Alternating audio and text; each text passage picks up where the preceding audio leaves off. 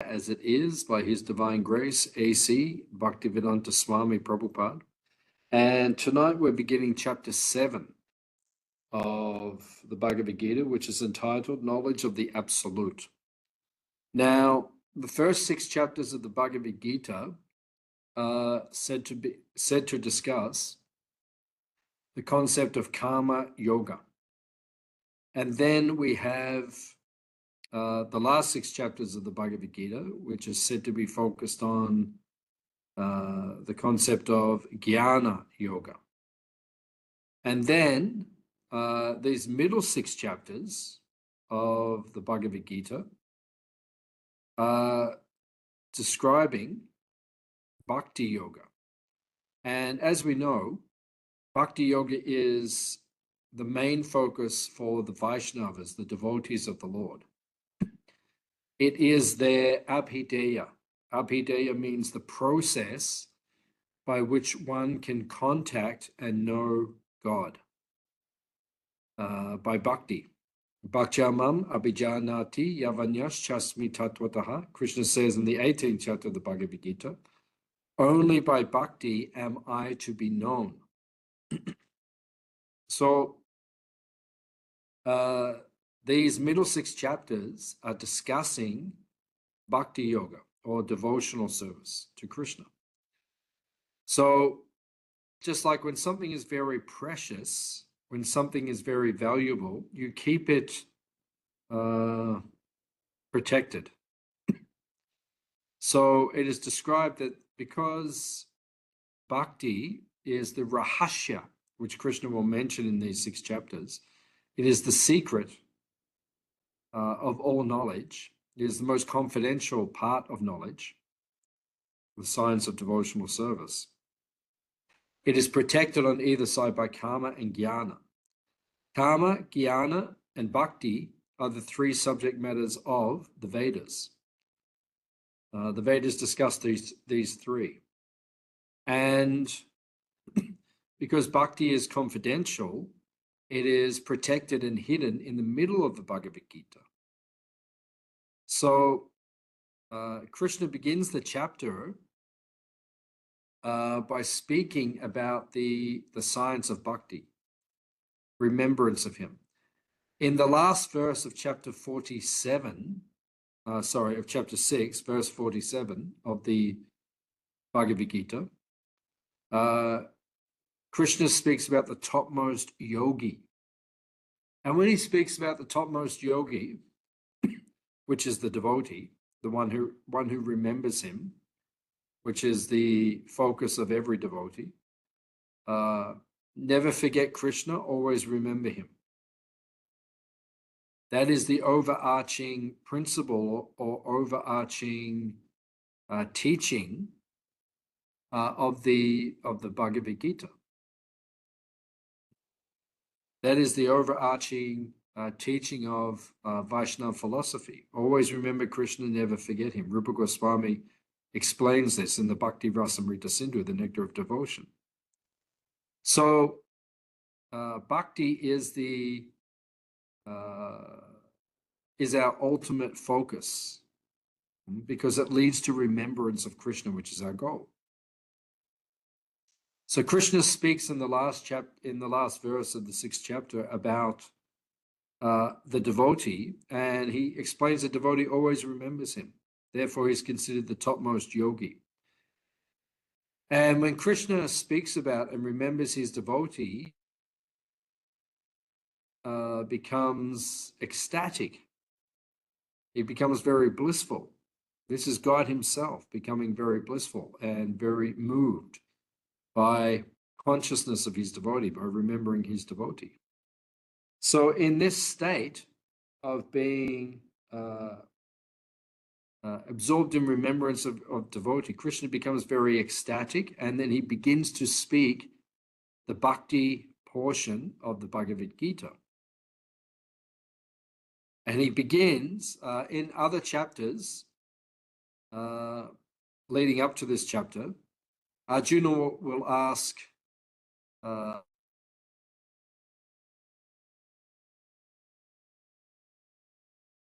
response. But Here, we see that Krishna is already enthused to speak about his devotees, so he just begins to speak automatically. So now we'll begin chapter 7 of the Bhagavad Gita, Knowledge of the Absolute. If you have any questions or any comments as we go, then please ask.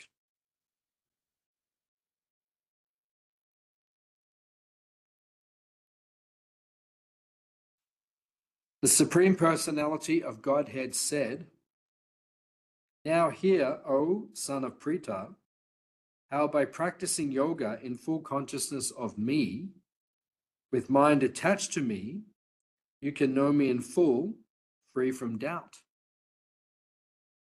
So it's interesting because Srila Prabhupada, whenever he lectured on the Bhagavad Gita, he would choose different verses from the Gita. But if you go to Prabhupada's lectures, you will see that Prabhupada lectured on this verse, the opening verse of chapter 7 of the Bhagavad Gita. Prabhupada lectured on this verse more than any other verse.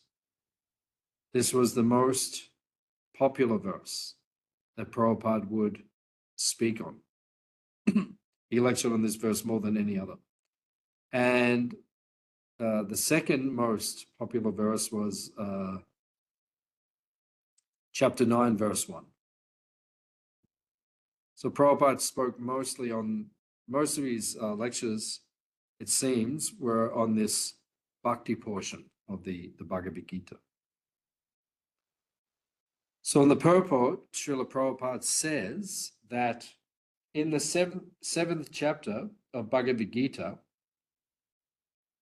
the nature of Krishna consciousness is fully described. Krishna is full in all opulences, and how he manifests such opulences is described herein. So we're going to hear a description of the opulence of the Absolute Truth.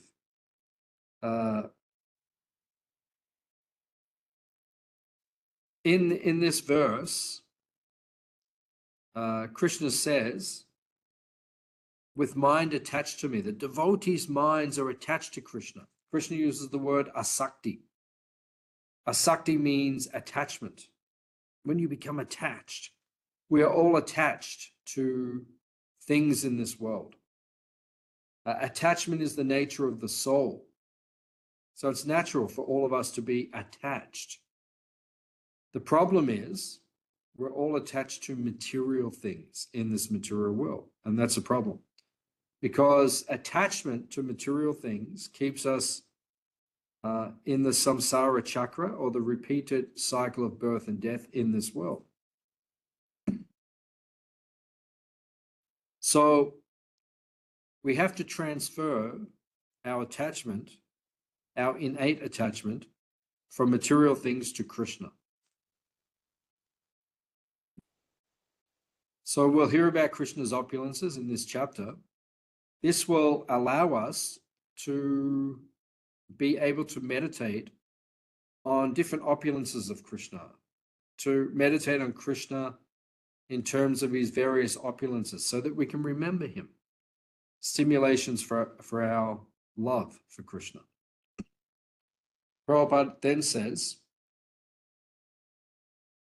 at the end of the 6th chapter, it has been clearly stated that the steady concentration of the mind upon Krishna, or in other words, Krishna consciousness, is the highest form of all yoga.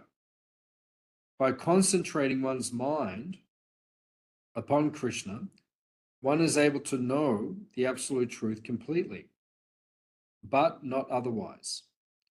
Everything is revealed to the person in Krishna consciousness. In complete Krishna consciousness, one knows that Krishna is ultimate knowledge beyond any doubts.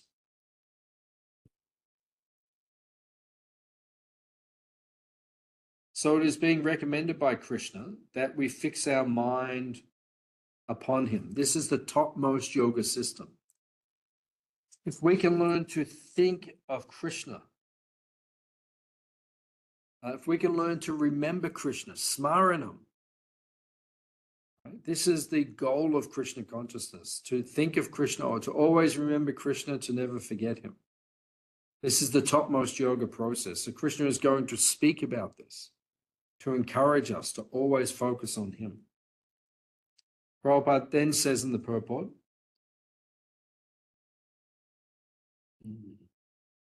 one should therefore begin yoga practice as directed in the last verse of the 6th chapter. Concentration of the mind upon Krishna, the Supreme, is made possible by prescribed devotional service in 9 different forms, of which Shravanam is the first and most important. No one can be a greater authority than Krishna. No one can be a greater, and therefore, by hearing from him, one receives the greatest opportunity to become a perfectly Krishna conscious person. One has to learn from Krishna directly or a pure devotee. So Krishna says in this verse, Tat Shrinu. Tat Shrinu means just hear from me. And that is the basis of Krishna consciousness. Prahlad Maharaj speaks in the seventh canto of the Srimad Bhagavatam. He gives us 9 processes of bhakti. When we go to the end of the Bhagavad Gita, Krishna says, just surrender unto me. Mame kam sharanam braja. Just surrender unto me alone. One thing. Just surrender to Krishna. That one element of surrender to Krishna is then expanded into 4 elements by Krishna in the at the end of the Bhagavad Gita. Manmana bhava mad bhakto madhyajin mam namaskuru. But become my devotee. Think of me, worship me, and offer your homage unto me. So this one element expands into 4. Those 4 elements then are expanded by Prahlad Maharaj into 9 elements. Shravanam, Kirtanam, Vishnu Smaranam, Padasevanam, Archanam, Vandanam, Dasham, Sakyam, Atman Nivedanam. Right? 9 principal ways in which we can serve Krishna.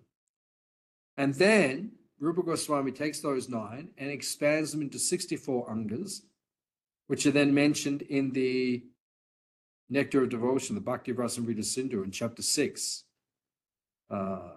64 ways in which we can serve Krishna.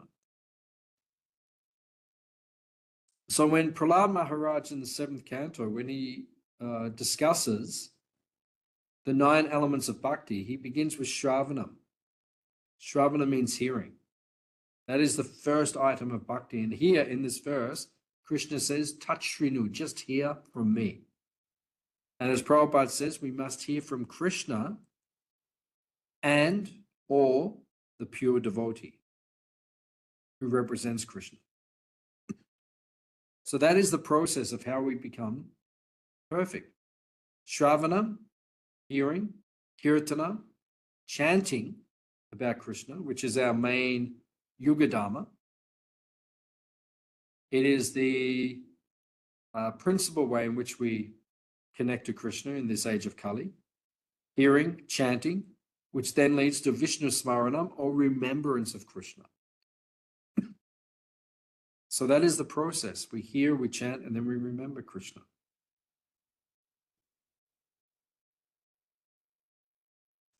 Then Prabhupada says in the purport, this is a long purport.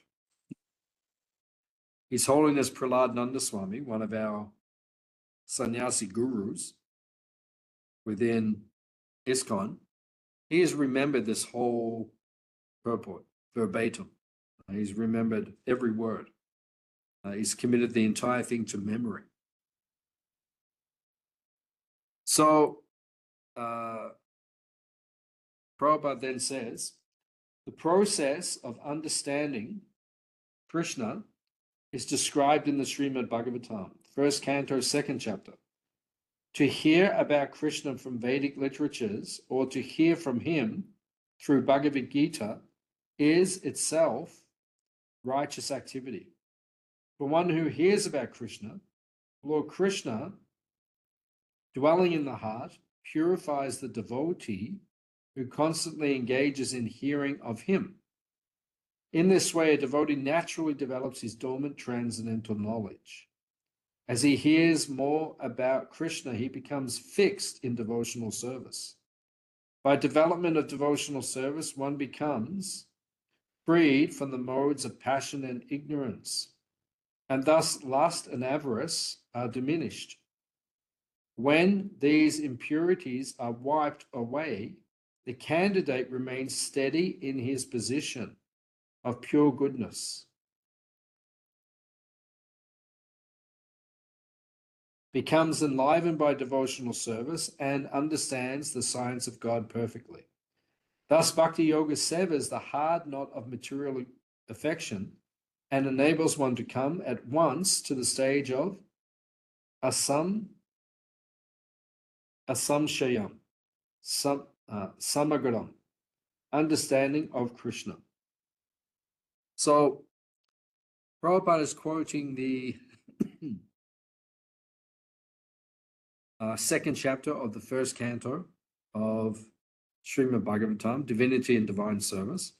Prabhupada said this chapter, chapter 2 of Canto 1 of the Srimad Bhagavatam, is so important we should memorize the entire chapter. That's how important it is. Why is it so important? Because the entire process of bhakti is established and described in that chapter. And what it describes in that chapter, which Prabhupada is mentioning here, is that when we hear about Krishna, Shrinvatam Swakata Krishna, Punya Shravanam Kirtanam, when we hear about Krishna, then we will, the heart becomes purified.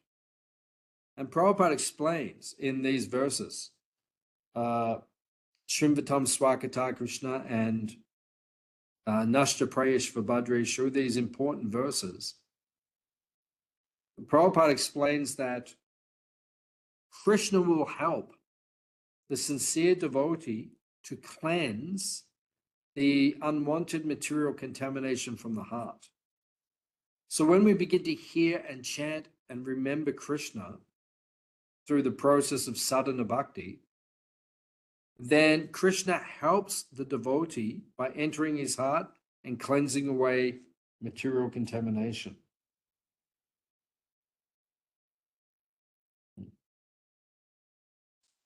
So that is the process. So Krishna says, touch Shrinu, just hear from me.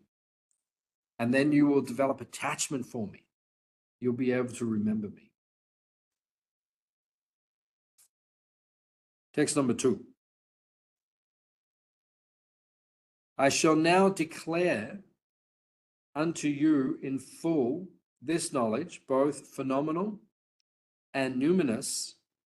This being known, nothing further shall remain for you to know. So Krishna is going to describe phenomenal and numinous knowledge of both. I'll read Burajampuru's commentary on this. Krishna glorifies knowledge about himself. As Krishna is everything phenomenal, material, and numinous, spiritual. Grasping this knowledge leaves nothing unknown. Srila Prabhupada explains, complete knowledge includes knowledge of the phenomenal world, the spirit behind it, and the source of both of them. This is transcendental knowledge.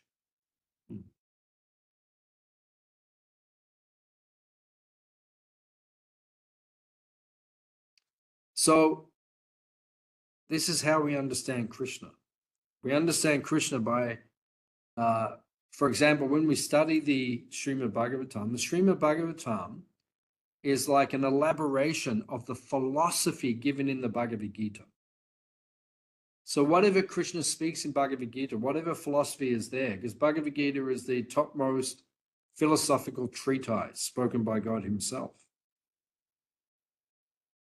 Whatever is spoken in Bhagavad Gita is then elaborated upon in the Srimad Bhagavatam. And in the Bhagavatam, we hear about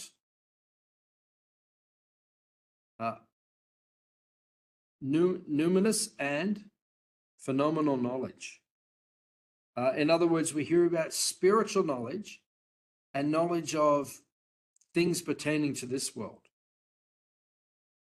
how it's all connected to Krishna. So this is transcendental knowledge. How everything connects to Krishna. Therefore, Prabhupada explains in the introduction to the Srimad Bhagavatam, the Bhagavatam does not speak of God, it speaks of the absolute truth.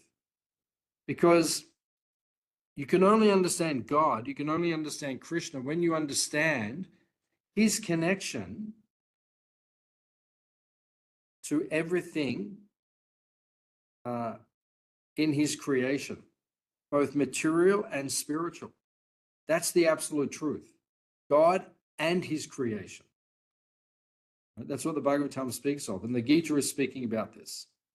Knowledge of things in this world, how this world was created, and things pertaining to this world, which we are stuck in right now.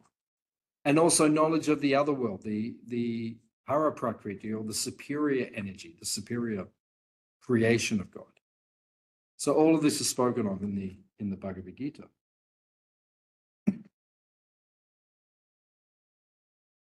So Prabhupada says in the purport, complete knowledge can be achieved only by the confidential devotee and friend of the Lord in disciplic succession.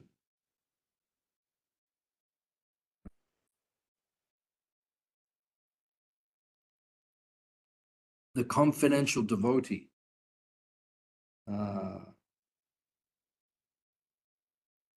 We can only understand this knowledge in connection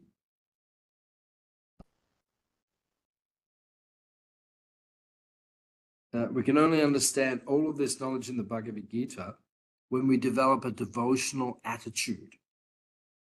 Bhaktosi me sakacheti, Krishna says later in the Bhagavad Gita. Bhagavad Gita can only be understood by one who is a bhakta, a devotee, and sakha. Sakha means a friend. So when you are a friend, you have a friendly disposition towards Krishna, and you are devoted to Him, then you can understand this knowledge, this spiritual knowledge, which is spoken of in the Bhagavad Gita. Prabhupada then says, complete knowledge includes knowledge of the phenomenal world, the spirit behind it, and the source of both of them.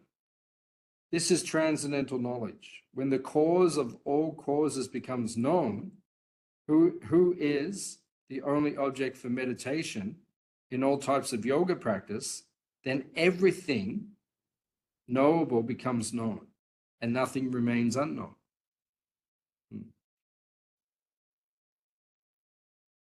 So when we understand Krishna, who is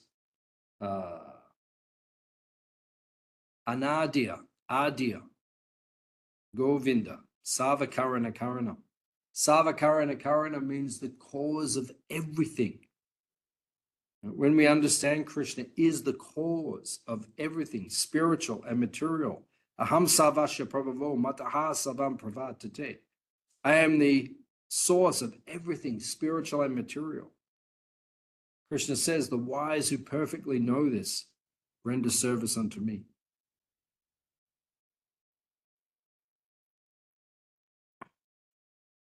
So this is Krishna's position.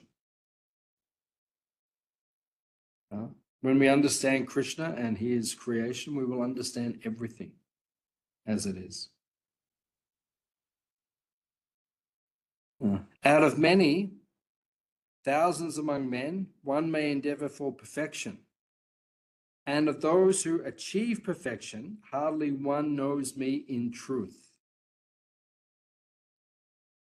It's a famous verse from Bhagavad Gita. Prabhupada says in the purport, the first 6 chapters of the Gita are meant for those who are interested in transcendental knowledge, in understanding the self, the super self, and the process of realization by jnana yoga, and discrimination of the self from matter. However, Krishna can be known only by persons who are in Krishna consciousness. Other transcendentalists may achieve Brahman realization, but this is easier than understanding Krishna.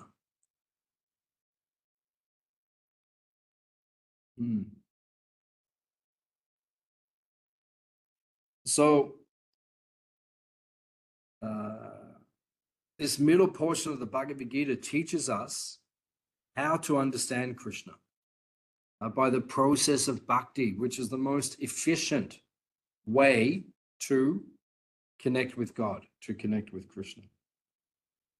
Prabhupada then says, generally mankind is simply engaged in the animal propensities, namely eating, sleeping, defending, and mating. And hardly anyone is interested in transcendental knowledge. Out of many thousands, one may be sufficiently interested in transcendental realization.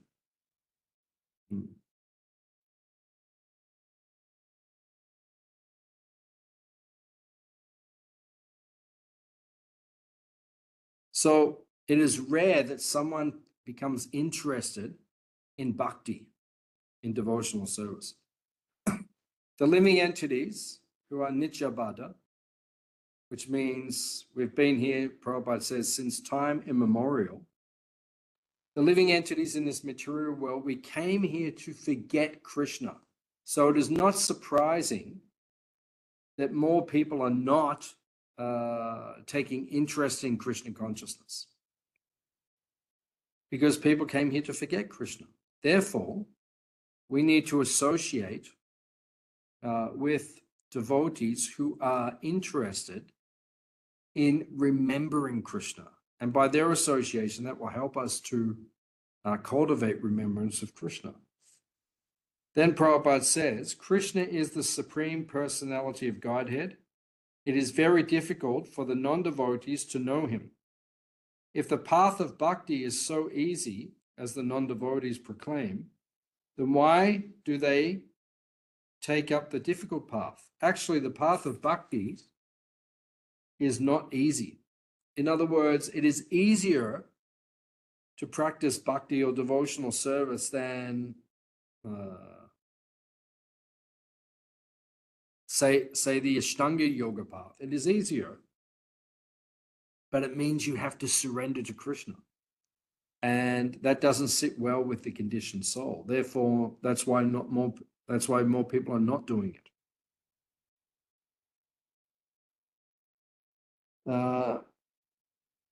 Prabhupada then says, one should, therefore, begin yoga practice as directed in the last verse of the 6th chapter.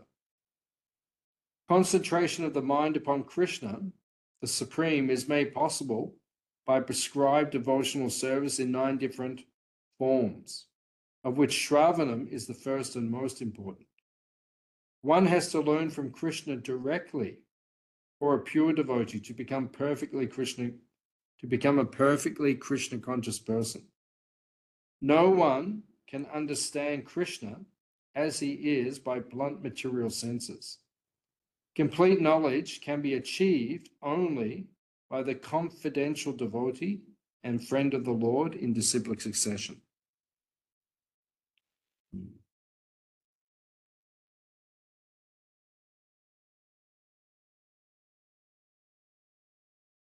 So, as Prabhupada is saying here, we have to learn about Krishna from those who are practicing Krishna consciousness. Because they will teach us how to remember Krishna. Right? Bhaktya sanjayate bhaktya, which means bhakti comes from bhakti. It manifests from bhakti. How do we receive devotion or bhakti? We receive devotion or bhakti from those who have bhakti. In other words, if someone has devotion and we associate with them, we can also cultivate bhakti or devotional service, right? That's the process. So we need to associate with those who have devotion, have bhakti. And by associating with them, we will also cultivate, we will also find bhakti within our consciousness.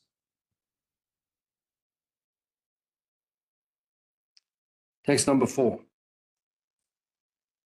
Earth, water, fire, air, ether, mind, intelligence, and false ego. Altogether, these 8 constitute my separated material energies. So, Krishna is speaking of the Mahabhutas.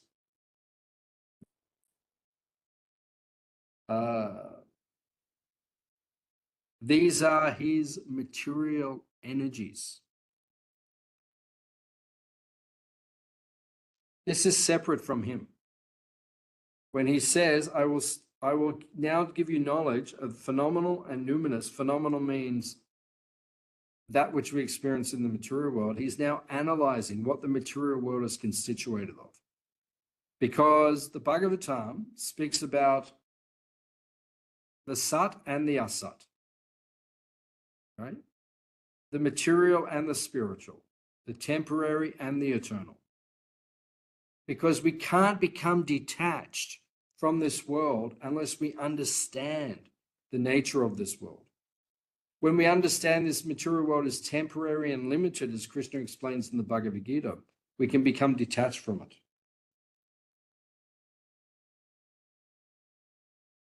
Prabhupada says in the purport that the science of God analyzes the constitutional position of God and his diverse energies. Material nature is called Prakriti, or the energy of the Lord, in his different Purusha incarnations. Anyone who knows these 3 Vishnus can be liberated from material entanglement.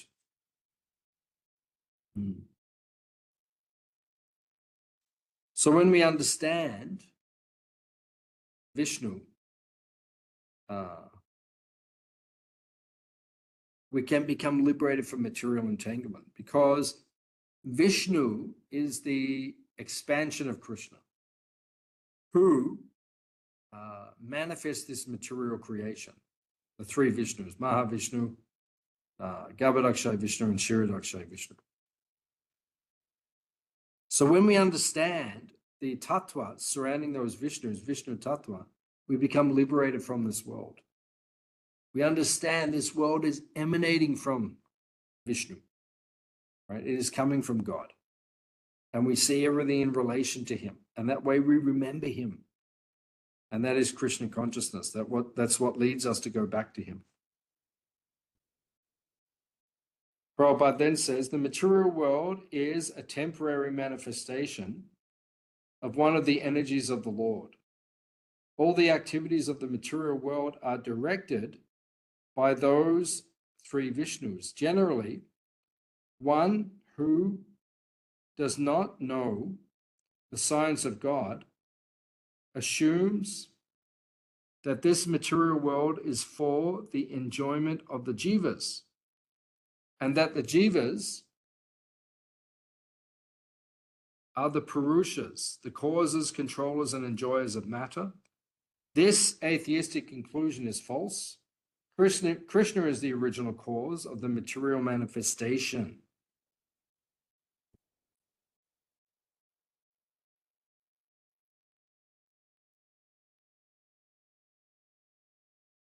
So, as is being described here,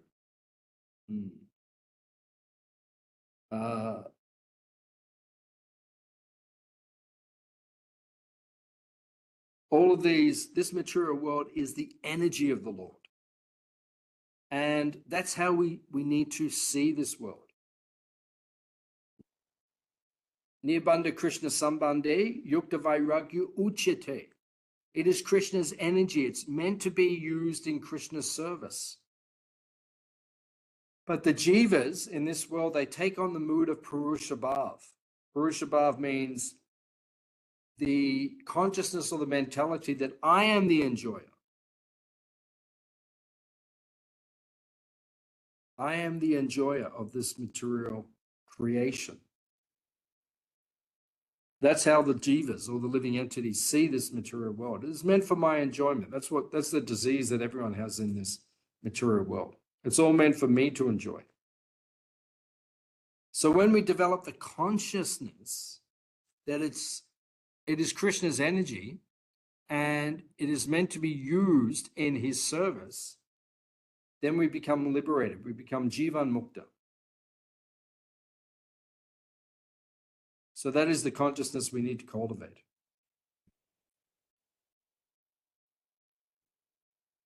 Prabhupada,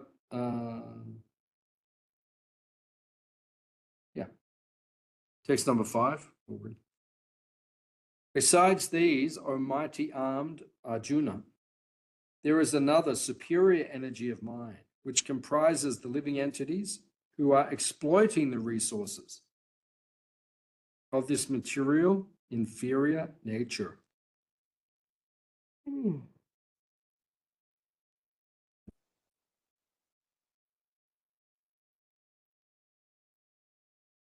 So Prabhupada says in the purport that the living entities belong to the superior energy. Energies are always controlled by the energetic, and therefore the living entities are always controlled by the Lord. They have no independent existence. Therefore, real liberation entails surrender by the living entities to your control, and that surrender will make them happy. In that constitutional position, only can they be controllers.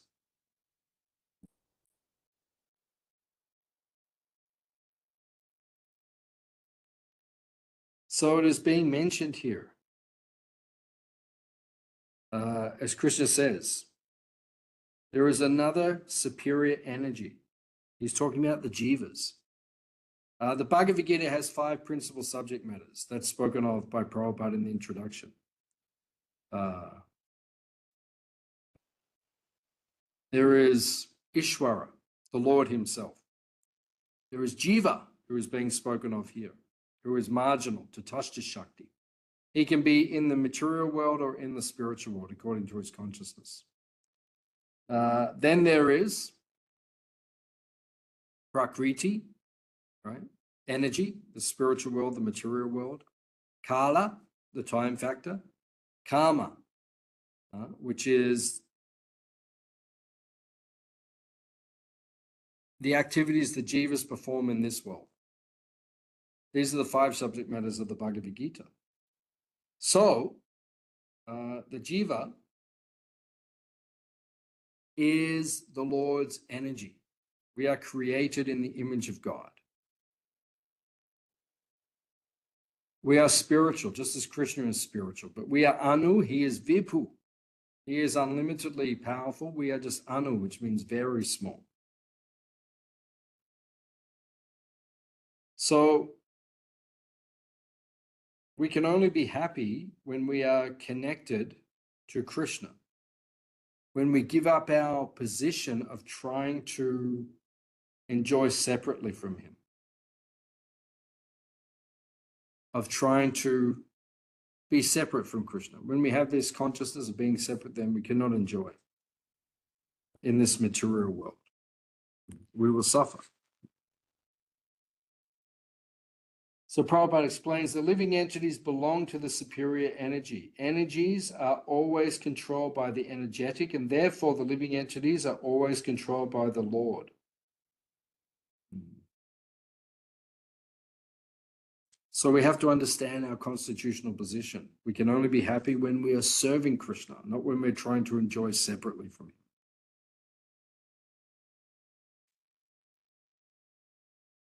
All created beings have their source in these two natures. Of all that is material and all that is spiritual in this world, know for certain that I am both the origin and the dissolution. So Srila Prabhupada explains, everything that exists is a product of matter and spirit. Spirit is the basic field of creation, and matter is created by spirit. Similarly, the entire cosmic manifestation of the gigantic universe developed because of the presence of the Supersoul Vishnu. Therefore, spirit and matter, which combine to manifest this gigantic universal form, are originally two energies of the Lord, and consequently, the Lord is the original cause of everything. And Krishna, the Supreme, the cause of both the big and small souls, therefore, he is the original cause of all causes.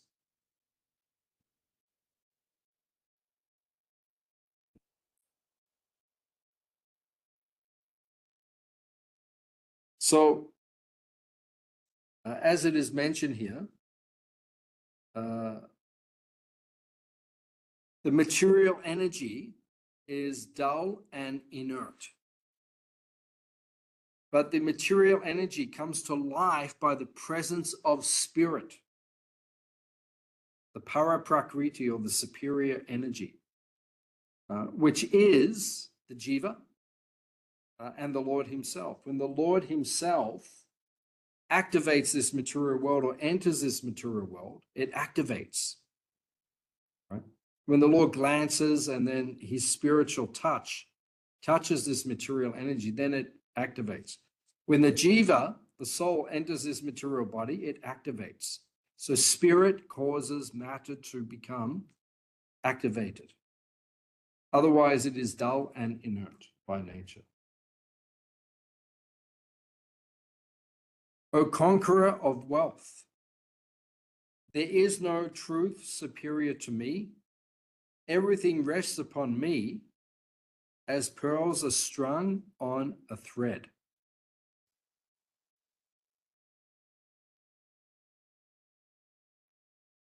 Prabhupada explains in the purport that there is a common controversy over whether the Supreme is personal or impersonal. As far as Bhagavad Gita is concerned, the absolute truth is Sri Krishna. And this is confirmed in every step. In this verse in particular, it is stressed that the absolute truth is a person. So Krishna says me. He does this multiple times in the Bhagavad Gita. Mamana Bhavama Bhakto Madhyaji Manamaskuru, he says 4 times in one verse. Me, surrender to me. I am a person. Surrender to me. This is the philosophy of the Bhagavad Gita. So Prabhupada is emphasizing that here, that Krishna is a person. He said, there is no truth superior to me. Everything rests on me. Like pearls are strung on the thread. You cannot have a creation without a creator. This painting behind us, right? It didn't just manifest. It needed someone to paint it. B.G. Sharma. Right? B.G. Sharma painted these famous paintings. Right? These are prints. They're not the originals, but they did not just manifest. They were created. Life creates matter. Life brings matter to life. So this creation takes place from a person. You know, we would never say the painting just appeared. It had to have come from an artist, a person. So similarly, everything in this material world, it manifests from the Lord, who is a personality. That's what's being described here.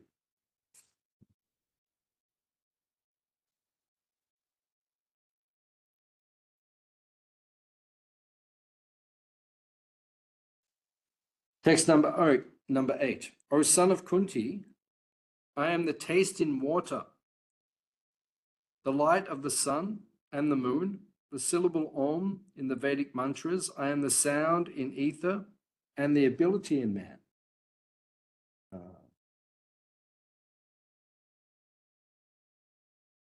So Krishna is now giving examples of how we can see him in this material creation, in this material world. Prabhupada says, this verse explains that the Lord is all pervasive by his diverse material and spiritual energies. Krishna can be preliminarily perceived by his different energies, and in this way he is realized impersonally. Practically speaking, there is no conflict between personalism and impersonalism. One who knows God knows that the impersonal and personal conception are simultaneously present in everything, and that there is no contradiction. Therefore, Lord Chaitanya established his sublime doctrine, Achincha Beda and Abeda Tattva. Simultaneous oneness and difference.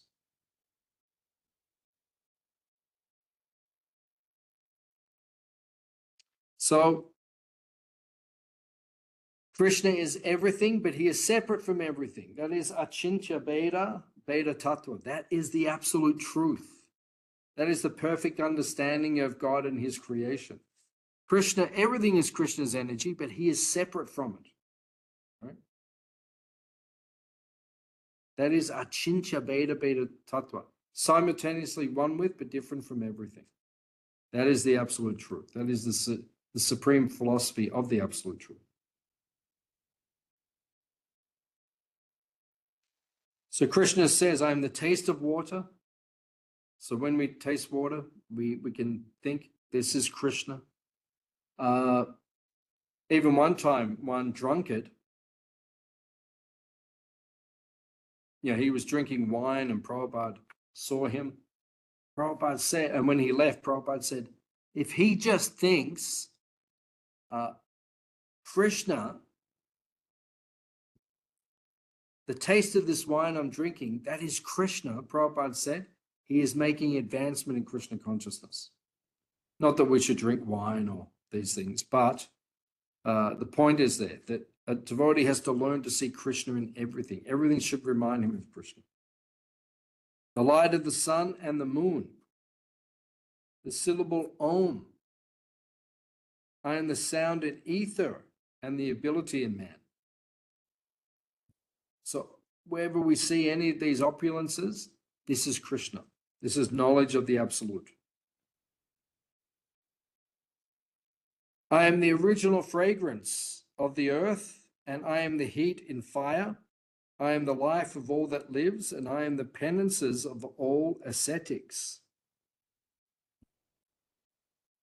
So Prabhupada says in the purport, in Krishna consciousness, we become aware that earth, water, fire, air, and every active principle, all chemicals and all material elements are due to Krishna.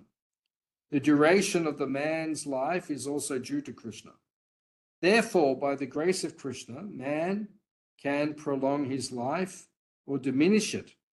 So Krishna consciousness is active in every sphere.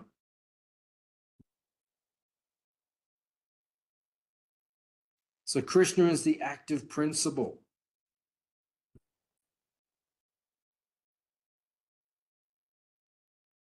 As it says here, I am the fragrance of the earth the heat in the fire, the life of everything that lives, the penance of the ascetics.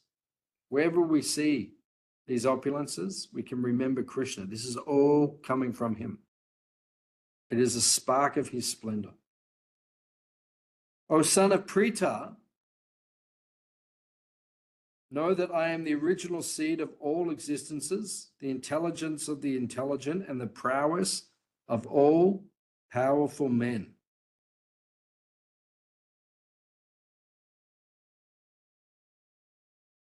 And the final verse for tonight, verse number 8. I am the strength of the strong, devoid of passion and desire.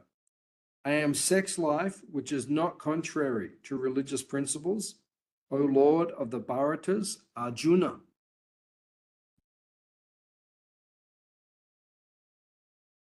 So Prabhupada says in the purport, the strong man's strength should be applied to protect the weak, not for personal aggression.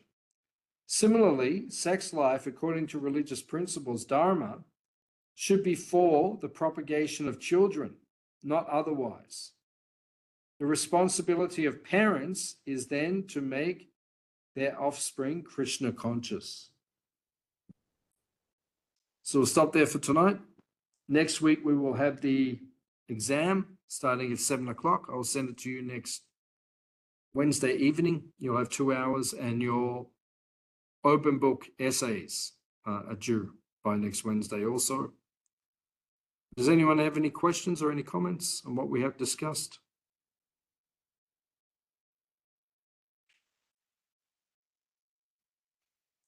Thank you all for coming. Srila Prabhupada Ki Jai.